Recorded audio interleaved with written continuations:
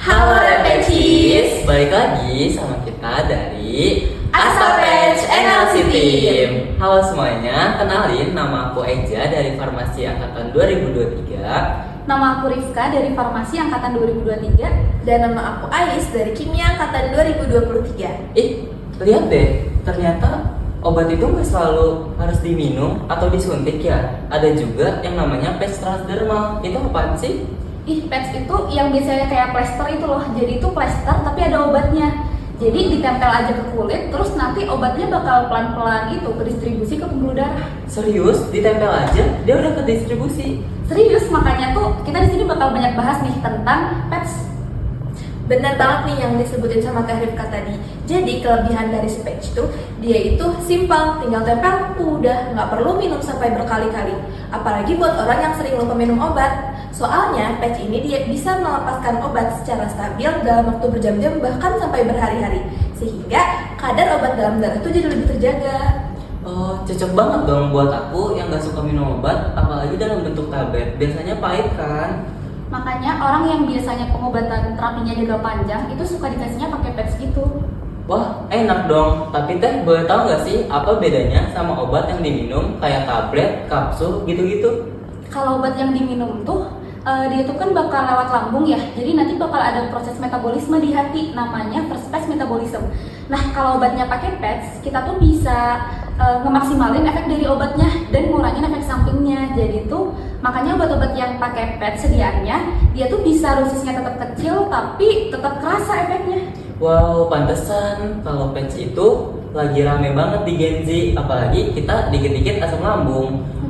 Dan patch itu ternyata banyak jenisnya ya. Banyak dong, ada nih yang obatnya langsung nyatu sama perekat, ada juga yang pakai reservoir jadi kayak kantong berisi obat gitu. Terus ada juga yang model matrix di mana obat nyebar dalam lapisan kayak polimer. Terus ada juga yang namanya micro reservoir, itu tuh gabungan dari keduanya. Terus ada juga obat yang pelepasannya lipid, namanya itu NLC.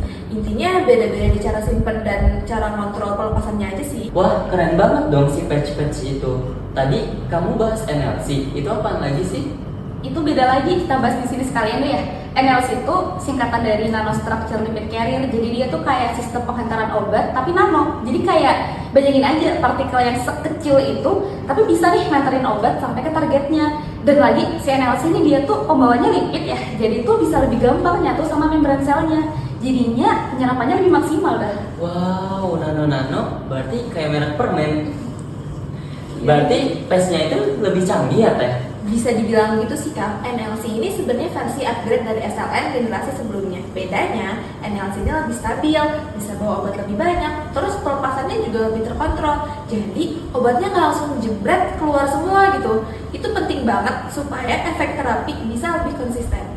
Nah, terus tuh karena dia partikelnya super duper kecil, dia tuh bisa nembus gitu ke area tubuh yang kecil-kecil gitulah, kayak dalam-dalam dibanding sama obat-obat biasanya tuh bakal lebih susah. Wah, keren banget dong berarti. Potensinya gede ya buat obat-obatan modern. Sama NLC itu ada banyak jenis-jenisnya ya? Ada lumayan sih, yang aku tahu tuh ada 3 jenis ya. Jenis pertama tuh ada yang namanya imperfect, dia tuh punya ruang kosong di dalam kristal, jadi itu bisa lebih banyak muat lah si obatnya. Yang kedua, itu ada juga yang amorph, jadi dia nggak ada kristalnya. Karena nggak ada kristalnya, jadinya lebih stabil.